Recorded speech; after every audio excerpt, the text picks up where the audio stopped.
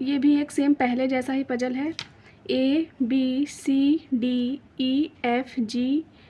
और K केंद्र की ओर मुंह किए एक वृत्त के इर्द गिर्द बैठे हैं। BG के बाएं को चौथा है जो C के दाएं को दूसरा है। FC के दाएं को चौथा है और K के बाएं को दूसरा है। A K के दाएं को चौथा है। D या तो K या B का निकटतम पड़ोसी नहीं है।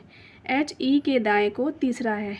तो जैसा कि मैंने लास्ट वीडियो में बताया था कि ऐसे क्वेश्चन को सॉल्व करने के लिए सबसे पहले हम स्ट्रक्चर बनाते हैं। तो चलिए, तो क्या लिखा है कि ABCDEFGH और K मतलब टोटल 9 लोग हैं जो एक वृत्त के केंद्र की तरफ मुँह करके बैठे हैं। BG के बाएं को चौथा है। BG के बाएं को चौथा है। 1 2 3 चौथा ये है B। एरो बाएं बाएं बैठा है इसलिए एरो ये वाला रहेगा। जो C के दाएं को दूसरा है। अब ये जो मतलब किसके बारे में बात हो रही है? BG के बाएं को चौथा है मतलब G के बारे में बात हो रही है। G C के दाएं को दूसरा है। C के दाएं को दाएं के लिए ये वाला एरो। अब क्या लिखा है?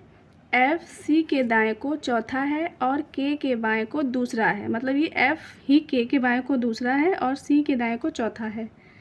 तो C के दाएं को चौथा F, 1 2 3 चौथा F और K के बाएं को दूसरा,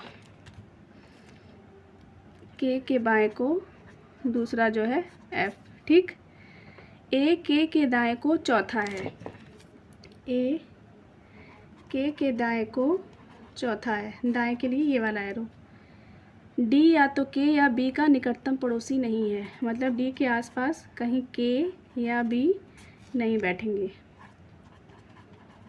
ठीक। और क्या लिखा है? H E के दाएं को तीसरा है। E के दाएं को तीसरा H है। पहला दूसरा तीसरा। तो चलिए पजल सॉल्व करते हैं। तो हम 2 ऑप्शन लेके चलेंगे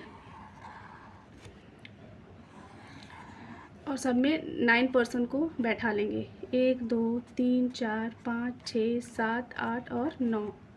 1 2 3 4 5 6 7 8 9। तो इसमें देखिए एक सिंपल सारे ऑप्शन एक दूसरे से मैच करेंगे इसलिए इसमें बैठाने में ज़्यादा प्रॉब्लम नहीं होगी। तो G से स्टार्ट करते हैं। G के बाएं को चौथा B है।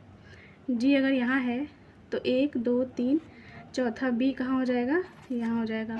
सेम यहाँ भी G अगर यहाँ है तो पहला दूसरा तीसरा चौथा क्या हो जाएगा? B। और क्या लिखा है कि C के दाएं को दूसरा G है। अगर C यहाँ हुआ उसका दायां इधर तो दूसरा G। C के दाएं को दूसरा G। C के दाएं को चौथा F है। C यहाँ है, पहला दूसरा तीसरा चौथा, पहला दूसरा तीसरा चौथा। एक अब क्या लिखा है कि K के बाएं को दूसरा F है। अगर K यहाँ बैठेगा उसका बायां इधर हुआ तो दूसरा F है। सेम इसमें भी। ठीक। अब क्या लिखा है कि K के दाएं को चौथा A है। पहला दूसरा तीसरा, K यहाँ है, पहला दूसरा तीसरा चौथा, उसका दायां इधर होगा। सेम इसमें भी। ठीक है। अब क्या लिखा है कि D के अगल बगल कहीं K या B नहीं बैठा है। यानी K के अगल बगल D नहीं बैठा है तो D यहाँ नहीं बैठेगा। ठीक। D यहाँ कट कर दीजिए आप दोनों में। और क्या लिखा है कि H E के दाएं को तीसरा H है।